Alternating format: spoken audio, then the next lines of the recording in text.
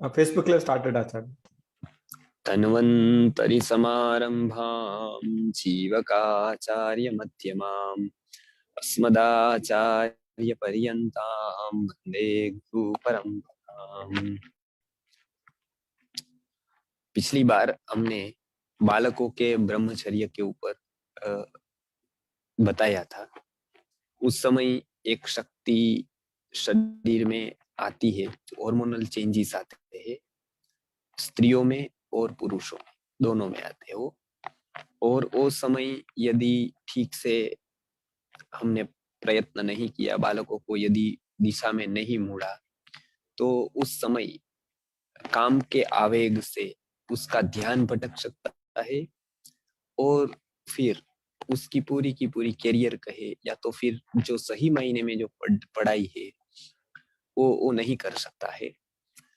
उसके स्वभाव में बहुत सारे चेंजेस आते हैं। इसके लिए उसको योग्य वातावरण मिलना जरूरी होता है, स्त्रियों को, पुरुषों को, यानी बालकों को, बालिकाओं। तो उसके लिए उसको वैचारिक स्तर पर मजबूत करना बहुत ही आवश्यक है। क्या महत्व है ब्रह्मचर्य का, उस समय विद्या अध्ययन का क्या महत्व है, उस समय यदि जो बालक है वो उसका वीर्य का रक्षण होता है तो आगे जाकर उसकी प्रतिभा की बहुत संभावना होती है।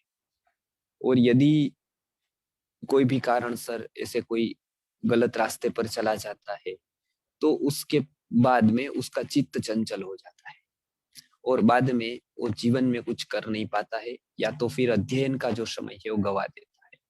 इसके लिए हमेशा हमको ये ध्यान रखना चाहिए। सबसे बड़ा पॉइंट है ये, वो है बालकों के ब्रह्मचर्य का और बालिकाओं के ब्रह्मचर्य का। दूसरा पॉइंट है टाइम मैनेजमेंट का। ज्यादा से ज्यादा समय वो यदि पढ़ने में लगाएंगे तो उसकी ग्रास्पिंग कैपेसिटी बढ़ती जाएगी, क्षमता मस्तिष्क की बढ़ती जाएगी, क्योंकि कोई भी एक सामान्य नियम है, जितनी हम उपयोग जिस चीज का ज्यादा करते हैं उसकी क्षमता बढ़ती है। उपयोग नहीं करते हैं तो वो चली जाती है, व्यर्थ चली जाती है। आज दुख की बात है कि कोई भी बालक अपनी मानसिक क्षमता का 1% भी उपयोग नहीं कर पाता है। साधारण जीवन में स्कूल 4 घंटे की होती है और उसके बाद उसके मानसिक शक्ति का कोई उपयोग ही नहीं होता है। उस तरह का ही है कि कहीं पढ़ना है, कहीं जाना है, कहीं कुछ है, कहीं कुछ है, घर का वातावरण विपरीत है, टीवी है, वीडियो है, मोबाइल है, गेम है, तो बालकों की शक्ति ऐसे बिखर जाती है पूरी, तो एक जगह पर कॉन्सेंट्रेट नहीं हो पाती है। और इसके कारण शास्त्रों के रहस्य तो दूर रहे, साधारण विषयों में भी कोई भी बालक की डेप्थ नहीं देखने को मिलती है, उसके जीवन में ध्येय देखने को नहीं मिलता है, निश्चितता उसके जीवन में नहीं आती है कि मैं करूंगा ही, कुछ भी हो जाए ये मैं करके रहूंगा, ऐसा कभी उसके जीवन में नहीं आता है। तो संकल्प उसके जीवन में कभी भी बनता नहीं। इसके लिए आज के युवाओं को देखिए, संकल्प की कमी, थोड़ी भी राह नहीं देख सकते, थोड़ा भी धैर्य नहीं रख सकते हैं। इसके लिए हम देखते हैं कि 10th की और 12th की एग्जाम आए तो अहमदाबाद में वहां पर रिवर फ्रंट के ऊपर पूरी पूरी पुलिस लग जाती है। क्यों? क्योंकि 10th और 12th में यदि एक्सपेक्टेड मार्क्स या परसेंटेज नहीं आए हैं उसके, तो वो सीधा छलांग लगाकर मर जाता है। बहुत सारे लोग इस तरह से सुसाइड कर लेते हैं। क्यों? क्योंकि उसके पास कोई धैर्य नहीं। उसको ये नहीं है कि मैं फेल हो जाऊंगा तो दूसरी बार प्रयत्न करूंगा, मैं कितनी भी मेहनत करके पास होऊंगा, वो वहां पर धैर्य नहीं उसका, तो वो पचा नहीं सकता है, अपनी असफलता को भी पचा नहीं सकता है। विपरीत कुछ हुआ तो पचा नहीं सकता है। और वही लगभग लगभग पूरे युवाओं की समस्या, आज सारे युवाओं को जो जो ले सिस्टम में पड़े हैं स्कूलिंग में, उसकी सारी की सारी समस्या हम कॉमन देखते हैं कि उसके पास कोई धैर्य नहीं। हमारे पास भी बहुत युवा आते हैं, तो पहले तो बहुत सारे नियम है यहाँ के, उसके अपवाद करके भी हम बड़े को लेते हैं 18-20 साल के, तो उसमें एक देखने को मिलता है, ये कहीं 20 दिन रुक कर आता है, कहीं 2 महीना, कहीं 3 महीना, और बस राजीव भाई के रास्ते पर चलना है। कोई ऐसा कहता है, कोई ऐसा कहता है मेरे गुरु के वो है। 3 महीना उसका एक नशा टिकता है, चौथे चौथे महीने, चौथे 5वें महीने पर तो वो थक जाता है। मतलब वो क्या होता है कि वो लंबे समय तक काम नहीं कर सकता है, चंचल होता है बहुत ही। तो फिर उसको लगता है कि नहीं ये बहुत कर लिया, अब कुछ और करते हैं, फिर और कुछ करे, फिर और कुछ करे। तो ये क्यों? क्योंकि उसने उस तरह की लाइफ जी बचपन में, और बचपन में यदि संकल्प नहीं दिया तो वो बाद में आना कठिन होता है। ऐसे ऐसे नहीं आता है। हम बार बार वो बात कहते हैं कि ऐसे सीडी किसी की सुन करके या व्याख्यान से या फिर ऐसा कुछ बदलाव आता है। कपड़े बदल सकते हैं, कुछ और खान पान में फर्क आ सकता है, लेकिन यदि फर्क आपको सही मायने में बच्चों में लाना है तो घर का वातावरण ही बदलना पड़ेगा। बचपन से ही उसको संकल्प देना पड़ेगा, तो ही वो युवा होकर स्थिर रहेगा, एक विचारधारा पर, एक जगह पर वो स्थिर रहेगा। आइंदा वो स्थिर नहीं रह पाता है, कोई भी कारण से उसका चिल चंचल चंचल ही रहता है। तो इसके लिए बालकों को अभी हम घर पे क्या ध्यान रखेंगे? घर पर ये ध्यान रखना है कि उसको टाइम मैनेजमेंट, ज्यादा समय वो पढ़ने में, खास करके भारत के संबंधित जो विषय है वो भी आपको वहां पर पढ़ाने। स्कूल का तो पढ़ता होगा कोई बात नहीं, 3-4 घंटे जो भी पढ़ता होगा वो ठीक है। उसके बाद आपको संकल्प लेकर 1-2 घंटे ऐसी कहानियां, ऐसी बातें जो मेरे से सुनते हैं, लगभग लगभग मेरे बहुत सारे वीडियो है, और वक्ताओं के भी वीडियो, राजीव दीक्षित जी के वीडियो है बहुत सारे, उसमें बहुत सारी बातें बताई।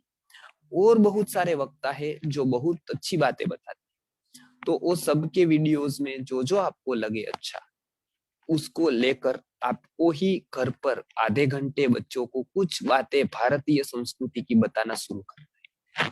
आप ये राह देखेंगे कि गुरुजी आएंगे और गुरुजी सब कुछ कर देंगे और वो, तो ऐसा नहीं होगा। हम आपको मदद करेंगे, हम पूरा सहकार करेंगे, और आपको कोर्स भी अभी धनसु दीदी आएंगे तो बना कर देंगे, कैसे उसको आगे बढ़ाना है वो भी बताएंगे। लेकिन आपके बच्चों के लिए विशेष ध्यान तो आपको ही रखना पड़ेगा, और सबके बच्चों के लिए सबको ये ध्यान रखना है कि विशेष ध्यान तो उसके माता पिता ही रखे, क्योंकि वो ज्यादा बच्चों को समझ सकेंगे।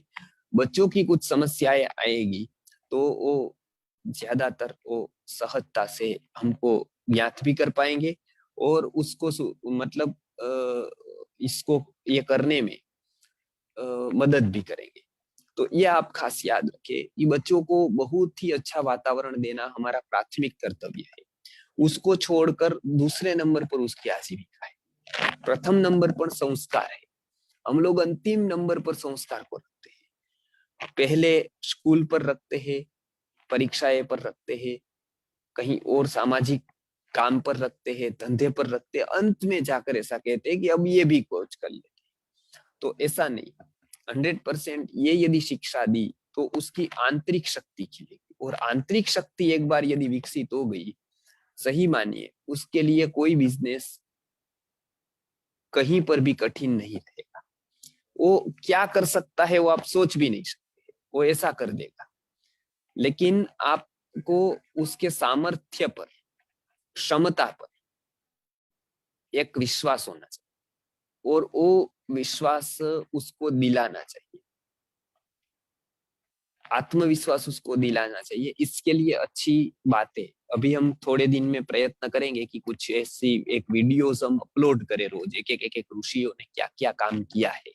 बहुत दिनों से ऐसा विचार है कि ऋषि मुनियों, लेकिन समय कम मिलता है तो कुछ वीडियोस तो हम बना पाते हैं, लेकिन अब ऐसी सीरीज चालू करें कि ऋषि मुनियों के कुछ कथाएं क्या क्या है, तो आपको कम से कम वो सुनकर फिर आप बच्चों को बता सकते हैं कि हाँ ये बातें बताई। तो क्योंकि एक बात याद रखे, हमारे पास भी बताने के लिए बातें होनी चाहिए, बच्चों को बताने के लिए हमारे पास पर्याप्त बातें होनी चाहिए, ऐसे प्रसंग होने चाहिए ताकि हम उसको आसानी से बता पाए। क्योंकि उसका जीवन में अभी लक्ष्य नहीं होता है, अभी वो अज्ञ होता है। तो उसको यदि हम रास्ता नहीं दिखाएंगे, उसको नहीं बताएंगे, तो हमारे अनुभव का उसको कोई लाभ नहीं होगा।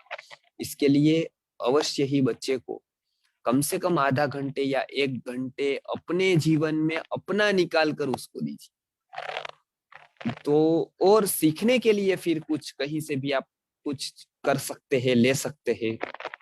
लेकिन देना तो आपको ही होगा। आप कुछ नहीं करेंगे और कोई और कर देगा, तो ऐसा नहीं होगा। तो पहली बात ब्रह्मचर्य की, कि ब्रह्मचर्य के अनुकूल उसका घर का वातावरण होना चाहिए, ब्रह्मचर्य के अनुकूल हमारा व्यवहार होना चाहिए, ब्रह्मचर्य के अनुकूल उसका जैसे ब्रह्मचर्य टिक पाए ऐसा आहार और विहार भी ऐसा होना चाहिए। और दूसरा टाइम मैनेजमेंट, कि टाइम उसका देखना है कि ज्यादा से ज्यादा विद्या में वो समय दे, ज्यादा से ज्यादा जीवन में वो नया सीखने के लिए समय। बच्चे हैं वो उसका ज्यादा से ज्यादा समय सीखने में जाना चाहिए। इसके लिए हमारे यहाँ बताते थे कि क्षणस त्यागे कुतो विद्या, कण त्यागे कुतो धन। जिसको धन इकट्ठा करना है, ऐसे व्यक्ति व्यापारी वो कण कण का हिसाब नहीं करेगा तो वो कभी भी कुछ बना नहीं पाएगा। और यदि विद्यार्थी क्षण क्षण का उपयोग नहीं करेगा तो सफल नहीं हो पाएगा। तो इसके लिए ये बहुत जरूरी है कि उसके समय का सदुपयोग हो। और विद्यार्थी जीवन में यदि ये कर लिया तो उसको एक अलग प्रतिभा उसके जीवन में घटित हो जाए। विद्यार्थी जीवन में यदि क्षमता का उपयोग किया, उसकी प्रतिभा जग जाए। तो भारतीय ऋषि मुनियों ने यह समझ कर ही विद्यार्थियों के विद्यार्थी काल में ही उसकी प्रतिभा का जागरण हो, इसके लिए अनेक प्रयोग बताए। तो आप भी उसके प्रयोग को, ये सारे नियमों को वहां पर जितने पालन कर सकते हैं उतने पालन करके आप भी वहां पर विद्यार्थियों को उसको प्रेरित करे, उसको बताए, संस्कृति का महत्व बताए, और ये सारी वस्तुएं उसको बताकर, उसको समझाकर फिर हमारी संस्कृति के तरफ धीरे धीरे धीरे धीरे उसको समझाते रहे। अभी काल है हमारे पास, तब वो समझ सकता है। एक दिन ऐसा होगा कि वो समझना नहीं चाहेगा तो हम कुछ नहीं कर पाएंगे। इसके लिए दूसरा जो फैक्टर बहुत महत्व का विद्यार्थी के जीवन में था वो है टाइम मैनेजमेंट। वो मैंने बताया। अभी आपके कोई प्रश्न इसके ऊपर है तो आप पूछ सकते हैं। आप बताइए। जी जी धन्यवाद आचार्य जी। एक जी अनिता जी। हाँ जी। हेलो, नमस्ते।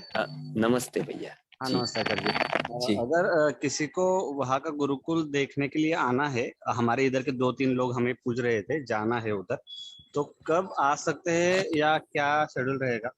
जी। एक बात आप समझ लीजिए, गुरुकुल को देखना इस सेंस में आप अवश्य आइए कि इसको समझना है। तो ये कोई स्ट्रक्चर देखने के लिए नहीं आते हैं, तो हम वीडियो में बता देंगे आपको रूम कितने हैं, पानी कहाँ से आता है, भोजन कौन बनाता है, स्टाफ कितना है। वो बहुत मायने नहीं रखती है बातें, वो हम पूरा बता देंगे, जो सही है वही बता देंगे आपको। बराबर है। तो ये तो एक वस्तु हो गई कि वो तो आप बाहर से देख सकते हैं। अब गुरुकुल पे क्यों देखने को आना है, तो दूसरा है कि उसको समझने आना है। देखने की इन द सेंस कि ये ताजमहल देखने की चीज है तो वहां देखने को जाएंगे, लाल किला देखने को जाएंगे, कोई ऐसा मंदिर है तो देखने को जाएंगे, और कहीं पर जगह इतनी अच्छी अच्छी भारत में है तो देखने को जाएंगे। लेकिन गुरुकुल को देखने को नहीं जाएंगे, समझने को जाएंगे। तो सबको अनुरोध है माता पिता को कि गुरुकुल में आना है तो समझने के लिए आइए, देखने के लिए इधर है ही नहीं कुछ, मतलब इतना अच्छा स्ट्रक्चर नहीं है इधर। कुछ ऐसा नहीं है कि वो आप देखकर आप जिसको लाएंगे वो भी प्रसन्न होगा या उसको वो भी प्रभावित हो जाएगा, ऐसा कुछ नहीं। यहाँ नहीं फूलवाड़ी है, नहीं बाग है, नहीं अच्छे आकर्षक बगीचे है, ऐसा कुछ नहीं। तो समझने के लिए यदि चाहेंगे तो बहुत समझ सकते हैं। तो इसके लिए आप आ सकते हैं शिविर। 3 दिन की शिविर होती है गुरुकुल के विषय पर या गर्भ संस्कार की। 2 शिविर अभी चालू है, तो लगभग फरवरी में शिविर होगी। अभी 1-2 दिन में आपको मैसेज मिल जाएगा गर्भ संस्कार की शिविर का। या तो आप शिविर में आ सकते हैं तो 3 दिन तक आप यहाँ पर रह सकते हैं, या फिर आपको स्पेशल गुरुकुल के लिए आना है तो समय लेकर महीने में एक बार कोई रविवार को आप पास करिए, शनि रवि को। उस समय आप गुजरात आइए और वो समय हम आपको देंगे, तो वो समय पर आप समझ सकते हैं, देख सकते हैं, और खास करके मैं समय दे पाऊंगा और शिक्षक भी आपको समय दे पाएंगे।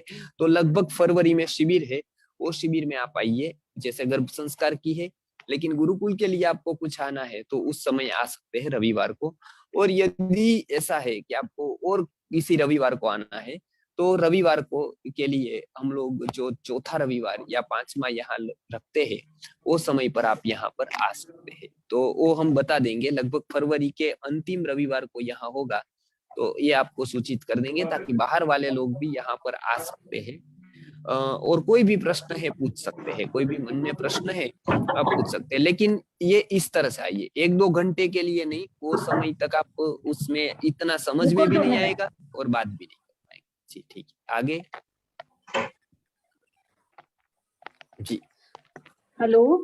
हम्म। हाँ, प्रणाम आचार्य जी। बच्चों को आहार कैसा देना चाहिए, इसके बारे में कुछ बता दीजिए। बच्चों को आहार सात्विक देना चाहिए।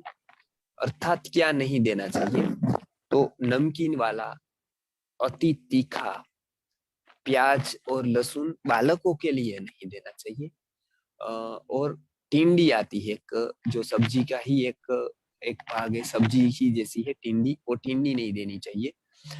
अमेध्यकर गण है जितना, जो मेधा को नाश करता है, बुद्धि को थोड़ा घटाता है, जैसे रात्रि में दही हो गया, रात्रि में दही नहीं देना चाहिए। उड़द रोज नहीं देना चाहिए। तो इतने पदार्थ बालकों को नहीं देने चाहिए। बाकी सादा खुराक बालकों को देना चाहिए, फल थोड़े थोड़े बालकों को देने चाहिए। और बाकी जो ऋतु के अनुसार है, वो थोड़े थोड़े व्यंजन, जैसे अभी तिल पट्टी है, तिल की कुछ चिक्की वगैरह है, वो भी दे सकते हैं। तो ऋतु अनुसार व्यंजन बालकों को अवश्य देना चाहिए। जी नमस्ते आचार्य जी। नमस्ते। हाँ, मैं पूछ रही थी, जैसे आपने बताया गुरुकुल के बारे में, कि पहले के गुरुकुल जो होते थे वो 25 सालों तक रखा जाता था बच्चों को, जी मतलब युवा अवस्था तक। लेकिन अभी अपना जो संस्कृत आर्य गुरुकुलम है, इसमें सिर्फ 7 साल ही रखा जाता है। तो ये क्या पर्याप्त है बच्चों के लिए? क्योंकि 7 साल अगर रखेंगे तो लगभग 15-16 साल में बच्चा निकलेंगे वहां से, और वो टाइम तो ऐसे बोला जाता है कि वो डेंजर जोन में पड़ता है वो टाइम। तो वो वही पूछना था। जी, ये तो बहुत अच्छा प्रश्न किया आपने। 7 साल ऐसे जनरल नियम रखा है माता पिता के लिए। वो गुरुकुल के पूर्णावती का गुरुकुल की तरफ से समय नहीं है, वो माता पिता की तरफ से ये समय रखा गया है हमने, कि माता पिता को ध्यान में रखते हुए इतने साल है, बच्चों का शिक्षण पूरा हो गया, अब उसको खास करके यहाँ रहना है, तो और वो रह सकता है। हम भी गुरुजी के साथ इस उम्र में गुरुकुल में ही थे, तो वो वहां रह सकता है, आसानी से रह सकता है। 2 साल हमने एक्स्ट्रा आचार्य कुलम का भी अभ्यास क्रम में उसको रखा है, तो इसके लिए आचार्य बनना है उसको, तब तो 2 या 3 साल यहाँ पर अनुभव लेने के लिए सकता है। दूसरा प्रश्न क्या आता है कि माता पिता को आजकल 10th का 12th का और पीछे न रह जाए, आजीविका का, वो सब कुछ देखना होता है। इसके लिए हमने ये 16 साल तक रखा है, लेकिन 16 साल में हम देने का ऐसा प्रयत्न करते हैं कि वो यहाँ से ऐसा कुछ लेकर जाए, यहाँ की शिक्षा ऐसी लेकर जाए कि उसको आगे भी भले ही उसकी युवा अवस्था हो, जो आप कहते हो डेंजरस जोन में हो, वो एज में हो, मतलब वो एज जो युवा अवस्था की है, तो भी वो विद्या के कारण, अपनी एक आंतरिक क्षमता के कारण, वो जहां पर भी रहे वो स्थिर होकर वो एक निश्चित लक्ष्य की प्राप्ति के लिए प्रयत्न करे। हम बच्चों को इसके लिए हमको इतने साल चाहिए, ये विचारधारा को पूरी की पूरी उतारने के लिए। तो इसमें हम बता सकते हैं कि कोई हमारे पास इतने साल रहेगा तो बाद में उसको ये सब तकलीफें नहीं ही होगी जो स्कूल के बच्चे फेस करते हैं। क्योंकि स्कूल के बच्चे का दुर्भाग्य ऐसा है, एक प्रकार का कह सकते हैं, कि उसको इस प्रकार के वातावरण को मिलता नहीं है, उसके अनुकूल आहार विहार नहीं मिलता है, उसके अनुकूल खास विचार नहीं मिलता है। आहार विहार से भी ज्यादा विचार का, इसके लिए वो विचार हम यहाँ पर देते हैं, तो कोई तकलीफ नहीं होती है। ये अनुभव है हमारा कि उससे कोई तकलीफ आगे जाकर भी, वो 16-17 में भी यहाँ से गया तो कोई तकलीफ नहीं। जी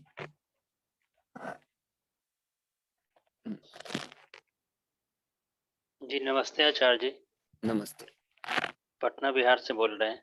जी। ये जानना चाहते हैं कि गुरुकुल का ऐसा कोई माध्यम है जिसके बारे में उसके डेली रूटीन या आगे उसका अगला कार्यक्रम क्या है जो पता चलता रहे जिससे? समझा नहीं, मतलब एक तो हम राजेश्वर राव जी ग्रुप में हमेशा रखते हैं। वेबसाइट पर भी होता है संस्कृति गुरुकुलम.com और संपूर्ण स्वदेशी पर। तो वेबसाइट और ग्रुप ये दो माध्यम अभी है। यूट्यूब तीसरा है, यूट्यूब पर वीडियो आ जाते हैं, ऐसी कोई इवेंट हो या ऐसा कुछ हो तो अभी इतने हैं। तो भी आप ग्रुप में जुड़ सकते हैं। कोई भी नई कोई इवेंट है या कुछ क्लास है तो ग्रुप में नियमित रूप से रखते हैं। लेकिन गुरु आचार्य जी डेली वहाँ पता नहीं चल पाता है कि गुरुकुल में अगला कार्यक्रम कब से है और कब टाइम क्या है, कब होगा, इसके बारे में पता नहीं चलता। व्हाट्सएप वगैरह से कोई माध्यम है क्या? हाँ, तो एक काम करिए, आप राजेश्वर राव जी को यही नंबर पर भेज दीजिए, आपको लिस्ट में लगा देंगे ब्रॉडकास्ट में या ग्रुप में। तो हर एक गुरुकुल का जो कार्यक्रम आएगा वो हमारे ब्रॉडकास्ट से आपको मिल जाएगा। बराबर है, तो आप हमको अपना नंबर भेज दीजिए। जी जी धन्यवाद गुरु जी। आप मुझे कॉल कर सकते हैं, अगर ग्रुप में नहीं होने से मुझे मैसेज दे सकते हैं। मेरा नंबर है 9449596039। तो इसमें अब कोई ग्रुप में जुड़ने से आचार्य जी का सारे प्रोग्राम्स का जो है हम लोग उसमें अपडेट करते रहेंगे। आप भी जुड़िए और मैक्सिमम लोगों को फॉरवर्ड कीजिए इसमें। जी सपना जी। हाँ नमस्कार गुरुजी। मैंने ये वीडियोस देखे अपने, ये संस्कृत आर्य गुरुकुलों के सारे वीडियोस देखे हुए हैं और गुरुकुल के सारे जो स्ट्रक्चर वो सब देखा हुआ है। तो मैंने उसको नोटिस किया कि सारे बॉयज के लड़कों के लिए ही शिक्षा दी जाती है। तो गुरुजी लड़कियों को शिक्षा लेनी हो गुरुकुल सिस्टम से तो क्या हो सकता है? क्योंकि हम अपने बेटे को उसी तरह तैयार करें कि उसको गुरुकुल सिस्टम से ही करना है। दूसरा मेरा ये सवाल है कि अगर गुरुकुल सिस्टम से बाहर निकल रहे हैं बच्चे तो फिर नॉर्मल दूसरे फील्ड में वो अपना कॉलेज कंप्लीट कर सकते हैं, मतलब वो प्रमाण पत्र वैसा मिल सकता है हमें कि नॉर्मली दूसरे फील्ड में जा सके, कोई साइंस से ऐसा कुछ लेना हो या फिर कोई इंजीनियरिंग ऐसा कुछ करना हो तो? जी पहली बात ये है कि केवल बच्चों के लिए, लड़कों के लिए ही यहाँ पर देते ऐसा नहीं, लड़कियां भी है, लड़के भी है। इसके लिए लड़कियों के लिए भी इसके लिए व्यवस्था की है, क्योंकि हमारा तो लक्ष्य ये है कि दोनों जब पढ़ेंगे तभी शिक्षा व्यवस्था ठीक हो पाए। अकेले लड़के यदि पढ़ेंगे तो वो अगली पीढ़ी में नहीं जाएगा, वो उसका परिणाम हमने आज देख लिया। संस्कृत पाठशाला में लड़के पढ़ते हैं, लगभग पूरे देश में जहां जहां पर भी संस्कृत पढ़ाई जाती है, शंकराचार्यों के गुरुकुल से लेकर एक सामान्य पाठशाला तक, वो सब में लड़के ही पढ़ते हैं। लड़के पढ़ते हैं, उसके बाद उसकी शादी होती है। शादी होती है तो वो लड़की को कुछ पता नहीं होता है संस्कृति के बारे में, संस्कृत के बारे में, और लड़का तो वो पढ़ा हुआ होता है, तो वो एक तो कन्विंस नहीं कर पाता है, दूसरा जीवन में एक प्रकार का संघर्ष बना रहता है कि एक ऐसा चाहता है, एक ऐसा। इसके लिए आज आप देख सकते हैं कि गुरुकुल में पढ़े हुए जो युवा है, जितने भी युवा है, उसकी आगे की पीढ़ी गुरुकुल में नहीं पढ़ रही। क्या कारण है? क्योंकि स्त्री को कहां पर जगह ही नहीं थी, कोई गुरुकुल में स्त्रियों को नहीं पढ़ाया जाता था। आज भी ऐसा कह रहे हैं, जो शंकराचार्य जी है वो ऐसा बता रहे हैं और बहुत सारे लोग ऐसा बता रहे हैं। और आश्चर्य ये है कि हमारे लोग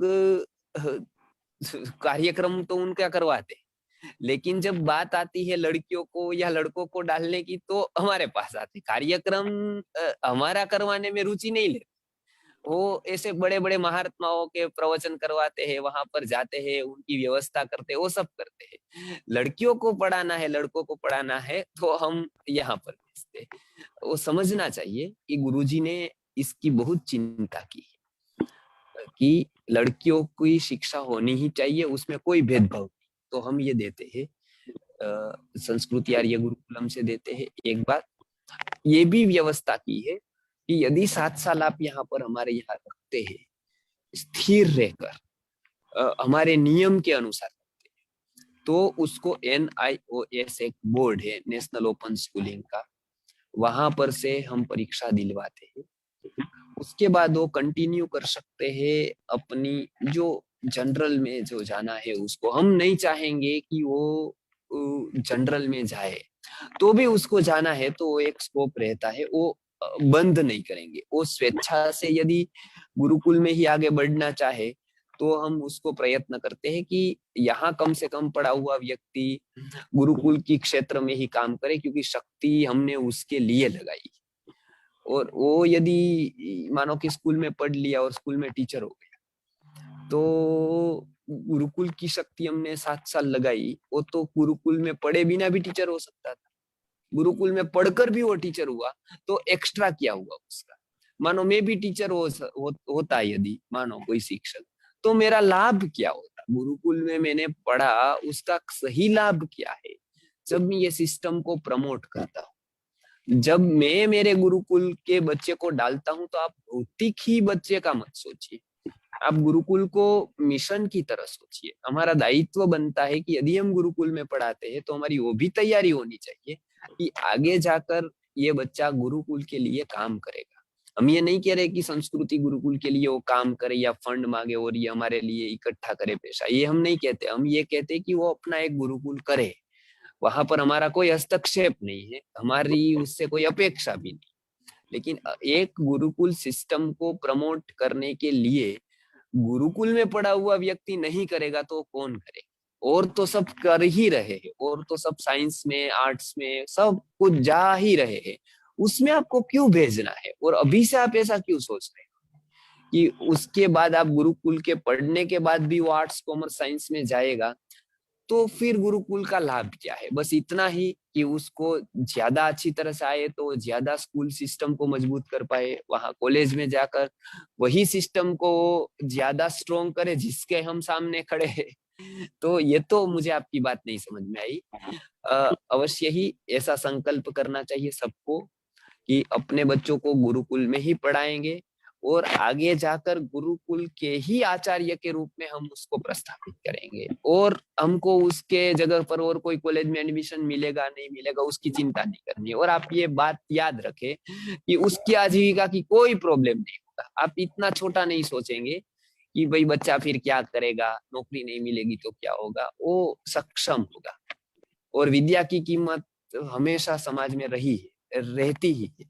तो इतना सक्षम तो हो जाता है इतनी मेहनत करने के बाद में कि वो अपना तो कुछ ना कुछ कर लेगा। लेकिन हमारे यह विचार ये है कि गुरुकुल में पढ़ा हुआ व्यक्ति और कुछ न करे तो वो बहुत उत्तम है। केवल ना केवल गुरुकुल को जो सबसे ज्यादा जरूरत है ऐसे लोगों की जो बौद्धिक बुद्धिमान लोग हैं, तो ऐसे लोग गुरुकुल की शिक्षा में आए तो वो स्ट्रोंग होगी। आजकल आज तक क्या हुआ, गुरुकुल पे बच्चे आए, लेकिन कैसे बच्चे आए? गरीब है, मंद बुद्धि वाले है और कुछ कर नहीं पाते हैं, ऐसे बच्चे को यहाँ डाल दिया सभी गुरुकुलों में। अब ऐसे बच्चे आगे जाकर क्या, आचार्य की कोई ठिकाना नहीं है, आचार्य कोई है नहीं, बच्चे भी ऐसे आ गए, तो एक गुरुकुल मतलब क्या हो गया? एक सामान्य रूप से सब भिखमंगे है या तो फिर बिल्कुल लाचार है। कहीं से नाश्ता आ जाता है, कहीं कुछ हो जाता है, कहीं रुद्री का पाठ हो जाता है, कहीं एकादशी के दिन कहीं भोजन हो जाता है, कहीं कोई दान दे जाता है थोड़ा बहुत।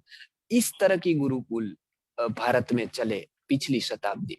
गुरुजी ने बताया ये चित्र बदल देना। गुरुकुल मतलब ये किंग को तैयार करने वाला है, ये किंग मेकर व्यक्ति, लीडर व्यक्ति तैयार होता है यहाँ पर। तो उस लीडर व्यक्ति को तैयार करने के लिए जो स्पार्क चाहिए, जो उत्साह चाहिए, वो और जो विचारधारा चाहिए, जो उसकी सक्षमता चाहिए कोई क्षेत्र में, वो हम प्रयत्न कर रहे हैं। इसके लिए आपको ये बात की आपकी तैयारी करनी है मानसिक रूप से कि आप गुरुकुल में बिठाते हैं तो और फिर दूसरा विचार भूल जाइए। जी हाँ, आगे कोई? कल्पना जी। जी नमस्ते आचार्य जी। जी नमस्ते। जी वैसे तो आपने जो बताया बस उसमें ही मेरे बहुत सारे क्वेश्चन हो गए, लेकिन एक है कि लड़कियों को भी ऐसे आचार्य का ऑप्शन मिलेगा मतलब आगे? अवश्य, लड़कियों को तो बहुत पहले जरूरी है, लड़कियों में तो आचार्य बहुत कम है और आगे जाकर अभी ही जरूरत है, मानो हमारे गुरुकुलम में ही जरूरत है। आज महिला आचार्य बहुत कम मिलते हैं और इसको बनाने की, क्योंकि लड़कियों के यदि गुरुकुल है तो आदर्श तो ये है कि वहां पर महिला ही आचार्य। तो इसके लिए ये आप देखिए कि इसके लिए यहाँ पर महिला आचार्य की सब जगह पर जरूरत रहेगी रहेगी रहेगी। इसके लिए बस इतना है कि उसको तैयार उस तरह से करना पड़ेगा कि उसको उस क्षेत्र में विद्याएं पढ़ाने की स्किल हो, उसके पास वाणी का बल हो। तो ये सारा कुछ जो तैयार कराना है वो हम यहाँ पर कराते हैं अंशु दीदी के साथ, जिज्ञासा आचार्य जी के साथ। अनेक जो हमारी महिला शिक्षिकाएं हैं वो इस पर पूरा ध्यान देकर यही तैयारी करवाती है कि उसको एक आदर्श शिक्षक के रूप में उसको बनाना है, अध्यापक के रूप में उसको तैयार करना है, गुरुकुल की आचार्य के रूप में तैयार करना है। तो ये 100% स्कोप है कि भाई महिला मतलब जो बहनें पढ़ रही है वो आगे जाकर यदि वही पढ़ाएगी तो ही गुरुकुल महिलाओं के तैयार होंगे, नहीं तो नहीं होंगे। जो पिछली वर्षों वर्षों से नहीं हुए वो हमारी चिंता है। इसके लिए आज एकमात्र आप कह सकते हैं पूरे भारत में ऐसा गुरुकुल जहां पर जो महिला शिक्षिकाएं सक्षमता से कार्य करती है, आचार्य केंद्रित जो आचार्य है, तो वो यहाँ पर गुरुजी के मार्गदर्शन से, उनके तप से ये एक गुरुकुल है। यहाँ से बीज कम से कम हम तैयार कर पाते हैं। तो इसमें आप चिंता ना करें क्योंकि ये गुरुजी ने करके दिखाया है महिला आचार्यों को तैयार करके। तो इसमें तो है और भी लोग जैसे आर्य समाज में है तो बहुत सारे कन्या गुरुकुलम है। तो इसमें कोई ये नहीं है कि महिला को गुरुकुल में नहीं पढ़ाना है या इसमें नहीं पढ़ा सकती, ऐसा कुछ नहीं जी। हाँ नमस्ते आचार्य जी।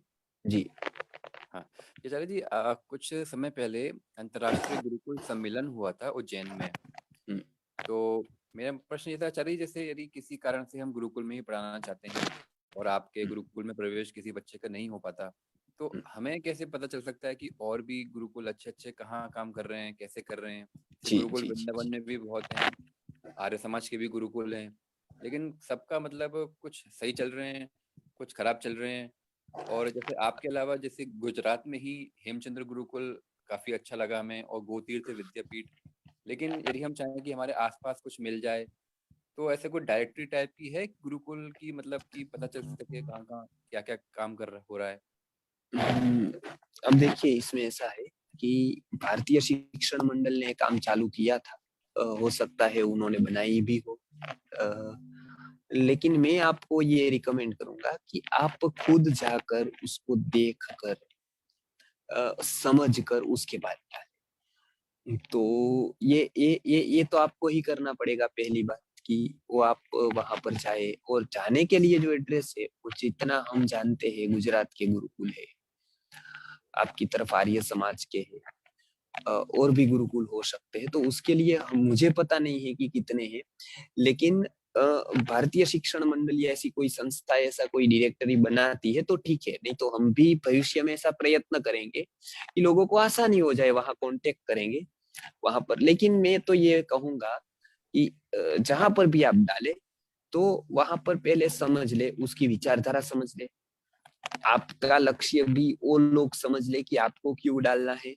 आप भी समझ ले कि वहां पर कौन है क्या। तो क्या होता है कि एक कोई भी गुरुकुल हो, उसके ऊपर यदि कोई बताता है कि भाई वो ठीक नहीं चल रहा है, या तो वहां पर मैंने 1 साल बिठा कर दिखाया ये, या तो भाई मैंने फिर दिखाया फिर ठीक नहीं है, तो मेरे ख्याल से वो निर्णय हमको नहीं लेना चाहिए कि वो गुरुकुल ठीक है कि नहीं है। वो बहुत कुछ कारण होते, बहुत कुछ हम अपेक्षा भी कभी कभी ज्यादा रखते, कभी हमारी दृष्टि भी ऐसी हो जाती है। तो इसके लिए वहां पर आप बात करके पूरा क्लियर करके उसके बाद ही वहां पर कहीं पर भी आप बिठाए, तो एक ये कन्विंस माइंड से बिठाए। जी नमस्कार गुरुजी। हाँ, युवाओं के लिए कोई शिविर, युवाओं के लिए शिविर अभी तक युवाओं होती के थी। लिए कुछ नहीं, युवाओं के लिए शिविर एक माध्यम था जो पुणे और मुंबई में चलती थी हमारी बहुत पहले, कोरोना से पहले तक। कोरोना के बाद ऐसी कोई युवा शिविर है नहीं, करना हम चाहते हैं, लेकिन लोगों का आना जाना स्थान वगैरह का अभी थोड़ा प्रश्न है कोरोना की वजह से फिर से। तो अवश्य ही भविष्य में हमारा प्लान है थोड़ा कि युवाओं की शिविर अनेक जगह पर की जाए, ताकि 18 साल से 16 साल से 18 साल के जो युवा है उसको भले ही वो गुरुकुल में न पढ़ पाए हो, लेकिन उसको भी ये विचारधारा का थोड़ा सही उसको संपर्क मिले।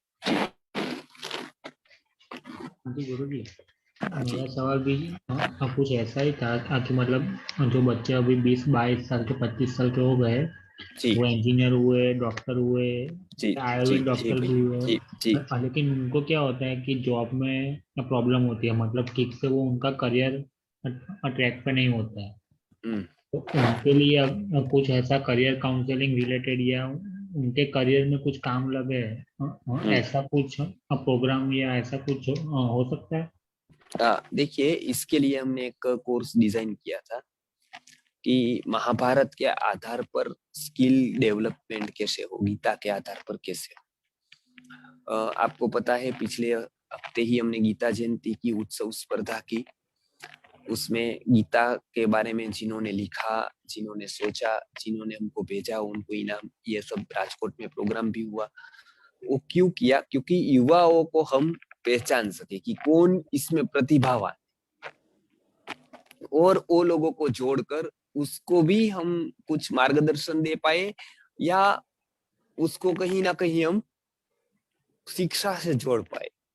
तो ऐसे हमारे कुछ कुछ प्रोग्राम होते हैं कि वहां पर हम युवाओं को इस तरह से काउंसलिंग करते हैं, उसको आगे जाकर उसकी मन की क्षमता का कैसे उपयोग करेंगे, और अपने जीवन में से व्यसन को या जो आने वाली कुछ ऐसी बुरी आदत है उससे छोड़ सकते हैं, और अपनी मानसिक शक्ति को बढ़ाकर, भले ही वो कैरियर में कुछ नौकरी करते हो या ऐसा कुछ भी करते हो आजीविका के लिए, उसको अच्छी तरह से कैसे कर सकते हैं। तो वैसे हम शिविर करते हैं, और अगली बार करेंगे तो उसके लिए हम कहेंगे कि काउंसलिंग करके उसके प्रश्न कुछ होते हैं, उसके समाधान, और साथ में उसकी क्षमता कैसे बढ़े उसके ऊपर हम विचार करते हैं। जी प्रणाम आचार्य जी। मेरा एक प्रश्न है कि जैसे अगर कोई बच्चा है और वो बहुत ज्यादा क्रोधी है स्वभाव से, तो उसकी वृत्ति तो बदल नहीं सकती, तो उसको मतलब सही दिशा में कैसे हम मोड़ सकते हैं कि मतलब कि वो उसका थोड़ा सा एनर्जी जो है वो सही ढंग से यूटिलाइज हो पाए? जी, अब बच्चों के क्रोध आने के बहुत सारे कारण होते हैं। एक तो वातावरण इसके ऊपर इफेक्ट करता है, उसके पिता क्रोधी हो, माता क्रोधी हो, बच्चे के सामने झगड़ते हो, बच्चे के सामने किसी को डांटते हो, बच्चे को ही बहुत डांटते हो, बहुत सारे कारण होते हैं। वो कारण को पहले देखना होगा कि ये कौन सा कारण है कि बच्चे गुस्सा बहुत करते हैं। दूसरा, बच्चों को बहुत ईगो आपने दे दिया हो बचपन से ही, तो भी बच्चा गुस्सा, क्योंकि ईगो जब पूरा नहीं होता है, संतुष्ट नहीं, तो वो गुस्सा आ जाता है। तो यदि ऐसा बचपन से ही यदि किया हो कि पहले से ही उसको जो मांगे वो दिए, जैसा कहे वैसा करने दे, तो बच्चे गुस्से वाले होते हैं। उसको दोनों तरह से, मतलब एक तो यदि ईगोइस्टिक हो गया है तो ईगो को कैसे हटाना, उसकी हम काउंसलिंग करके कहते हैं, या आपको इस तरह से उसका ये करना है, परवरिश करनी है। और दूसरा, उसको क्या शिक्षा देनी है, अच्छी बातें सिखानी। तू गुस्सा मत कर ऐसा नहीं, उसको अच्छी तरह से कुछ अच्छी बातें में इजी रखकर उसको इनडायरेक्टली कहना है। हम क्या करते हैं कि हम सीधा वार करते हैं कि तू गुस्सा मत कर, वो उसको इफेक्ट नहीं करता है। तो उसको बदलने का एक प्रयास कर सकते हैं, और ये असंभव नहीं है। मतलब गुस्सा एक प्रकार का, जैसे शरीर का कोई व्याधि होता है, रोग होता है, उसी तरह से गुस्सा है। जो बिना कारण आता है गुस्सा, या बहुत ज्यादा मात्रा में आता है, वो ऐसा ही होता है। तो उसको हम हटा सकते, दूर कर सकते हैं, और इससे उसको बहुत ही लाभ होगा। आगे जाकर उसके संबंध भी अच्छे बनेंगे। नहीं तो गुस्सा वाले व्यक्ति के आगे जाकर भी उसके पार्टनर के साथ या औरों के साथ उसके संबंध अच्छे नहीं होते। तो वो आपको ध्यान में रखना ही है, क्योंकि बच्चों में यदि गुस्सा है तो अच्छी बात नहीं है जी। पूरा करेंगे। हाँ, थैंक यू आचार्य जी। ये जी। अभी सेशन मतलब अभी कोई नहीं है आचार्य जी, सबका क्वेश्चन हो गया। तो इस फ्राइडे सैटरडे हम जी, लोग चलेगा। हाँ। वो उसका रेस्पॉन्स अच्छा है आचार्य जी, तो वो कंटिन्यू करेंगे। लेकिन ओमिक्रॉन का एक सेशन पूछ रहे थे। हाँ, इस बार सैटरडे को ले, सैटरडे को जो है आप सब लोग ग्रुप जितने लोग भी सुन रहे आप सब जुड़ जाइए। सैटरडे का सेशन होगा ओमिक्रॉन के, तो फायदा उठाइए, और आपका जितने भी लोग हैं सबको जोड़ने का कोशिश कीजिए, उनको भी बचाइए। जी। बहुत बहुत धन्यवाद आचार्य जी। हम लोग मिल रहे हैं जी, फ्राइडे मिल रहे हैं Acharya ji. Thank you Singapore Shiv Prasad जी।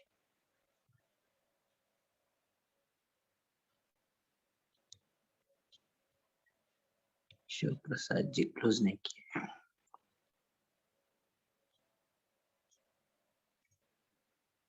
आप सब लोग प्लीज जुड़िए, सैटरडे सेशन में जुड़िए। फ्राइडे भी है आयुर्वेद सेशन, स्वस्थ भारत बनाएंगे मिलके। सिंगापुर शिव प्रसाद गारू क्लोज कीजिए। सिंगापुर शिव प्रसाद गारू।